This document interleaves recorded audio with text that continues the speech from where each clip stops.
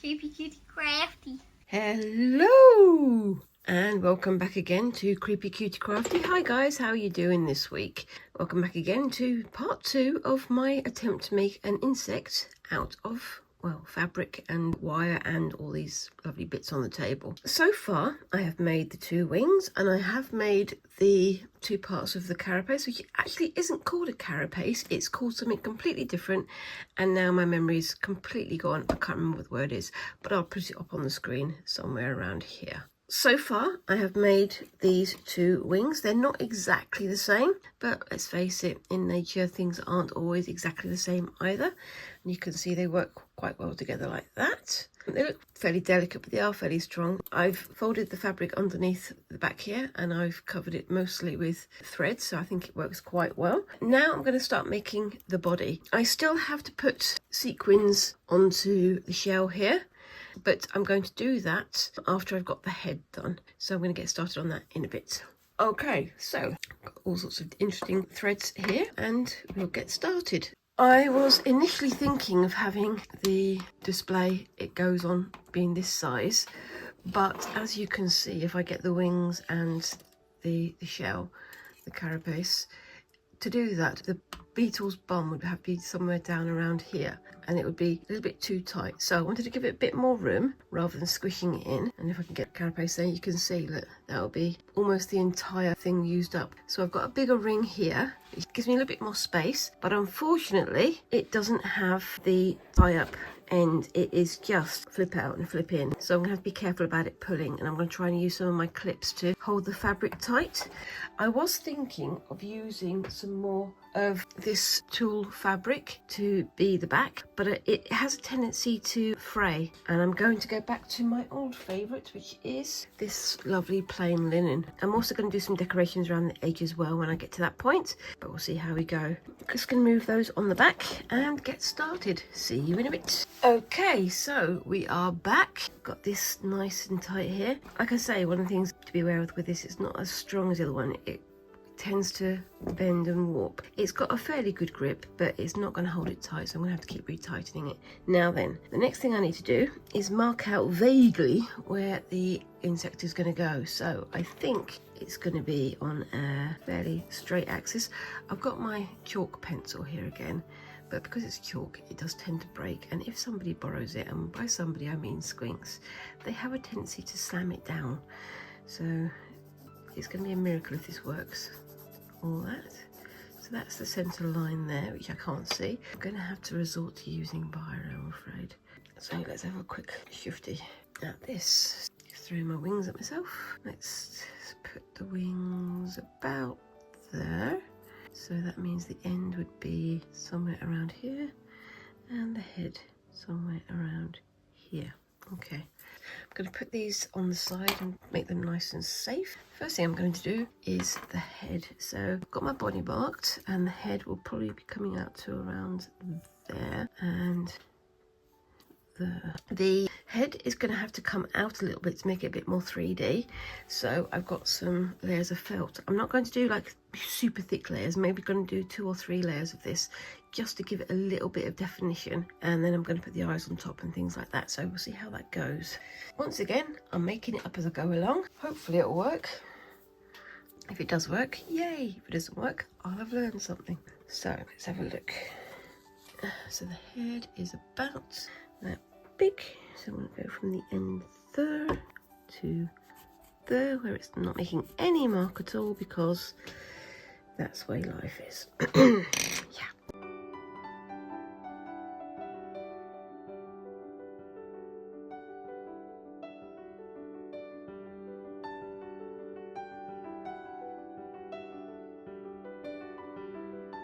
Like that.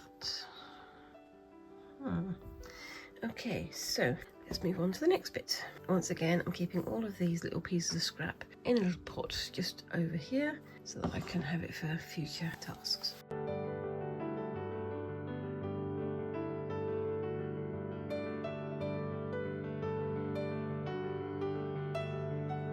Now, this is my base layer. I'm going to put that on there so it's safe, and this is my second layer, which I'm going to make slightly smaller so that it fits into sort of buggy type shape head.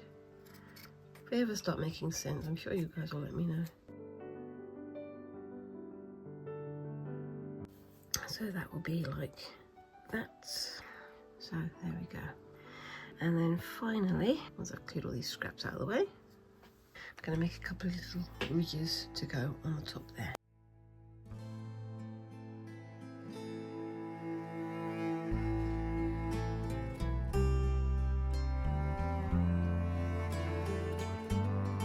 These are going to be a bit sort of skew-whiffed. They're meant to be because, again, in nature, nothing's exactly perfect. And that's what makes it all the more beautiful, I think. Anyway. Okay, so some beetles have just straight antenna. Some beetles have very big, elaborate, gorgeous sort of fan antenna. I'll put some pictures up on the screen here so you can see what I'm blathering on about. I'm not going to go for one of the fan ones this time. Next time maybe, but this time I'm going to go for something fairly simple. And I think I'm going to go with it with this wire. What I'm going to do with these is I'm going to leave the tips as they are, because then I can add some beads and things to them later. But if I put the antenna down like this and I just sew them, they're going to fall. I might put them through the felt in a bit. Before that, I'm just going to give them a little bit of a shape so they're more likely to stand up on their own. Just like a little M shape there. And I'll be doing sort of same sort of things with the wings and things when I attach them later. And then I'm going to attach them onto there. So let's get this going.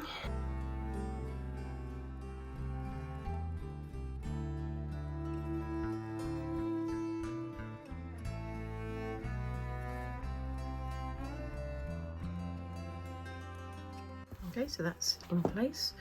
What I'll do is, once I attach that, I'm going to make a little snip there and a little snip there and slide it on so that I can stitch it in place. The other thing I need to do before attaching this is to attach the wings. Right, so I've got my wings. Now, if I keep the wire at one strand, it'll be nice and bouncy and wobbly like this, so it's like it's flying. Whereas with two strands, it's stronger, but it doesn't wobble so much. I think what I'm going to do is I'm going to put this bit on the side over there, and I'm going to add some embroidery thread onto the wire just to cover it up. And I'm going to add a little bit more wire to both of them so they're a bit more strong. And it'll still have that little bit of flexibility that I need.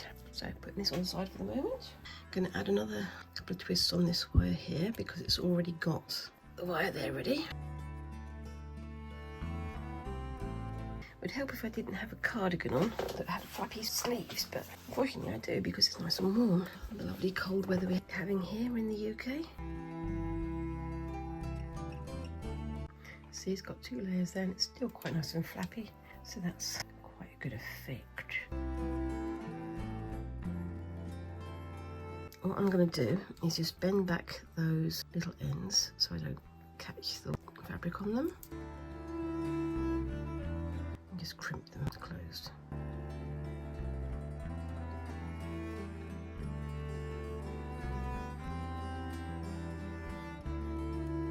Okay, that should do it. Let's have a look. Yep, that'll do it. Before I attach this to the fabric, I'm going to coat the wires with a little bit of this. So I'm going to start with this one this time. I will need a needle just so that I can tie it into here first.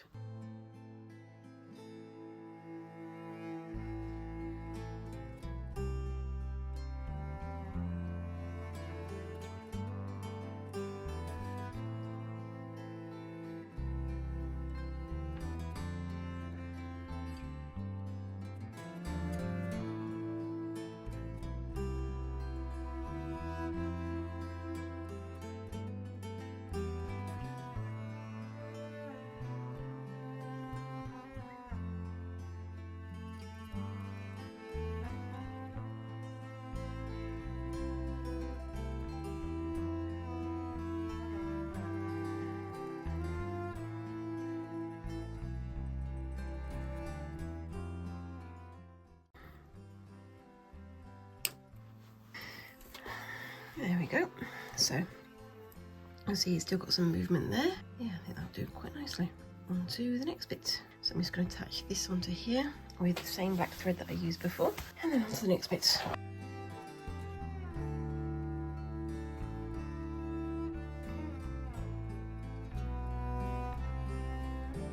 That's that bit attached. It's not straight, but I don't want it to be, so that's perfect there. I think I'm going to bend these back a little bit, I think, just to make sure that they don't get completely uncovered. So what I'm going to do is I'm going to make some more of these, so we've got a few more layers, and then start to attach them. Let's put you on there. I need to make a snip there and there.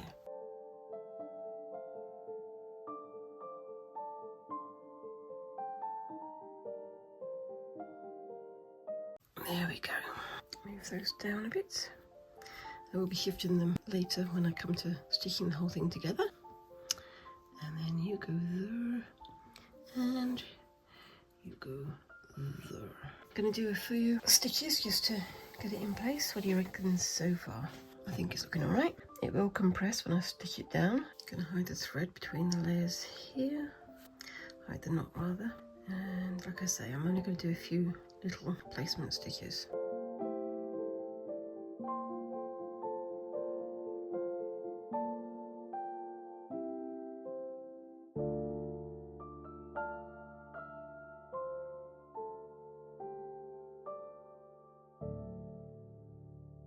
Okay, on to the next bit now.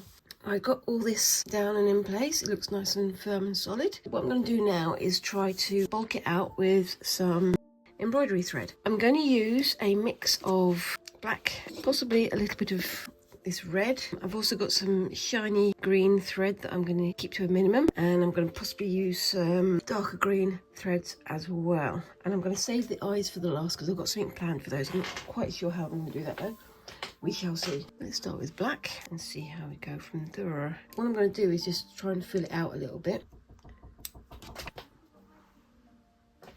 My child has forgotten their keys.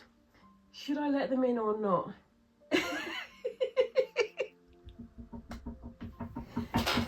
Oh, all right then. They're looking all pathetic outside the window. I'll let them in.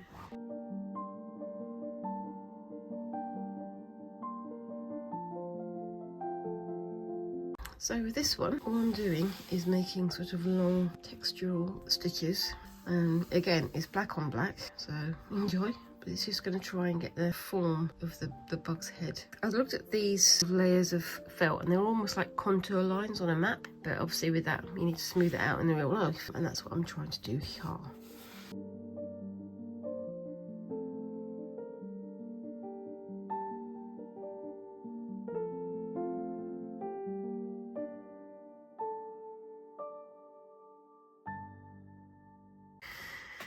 I think that's looking quite good. You can see the difference between the two sides there, can't you? Where the stitch side and the non-stitch side.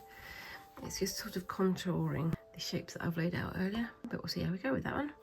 Okay, so I've got half of that done and the contours look pretty good.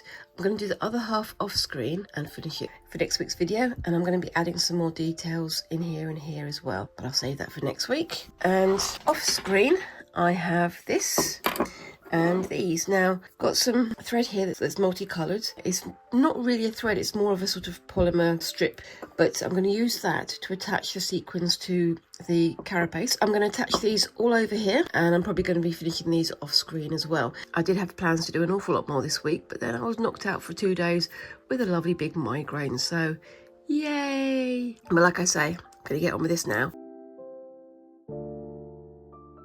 Right, as I say, I've got these sequins here. I've got some flat ones off screen that I'm going to be using for the rest of the body, but these ones are the sort of faceted ones. But unfortunately, they come in these clumps where they've all been cut out of the plastic at the same time. Every time I pull them out, they get stuck under my thumbnail and it hurts. Meh.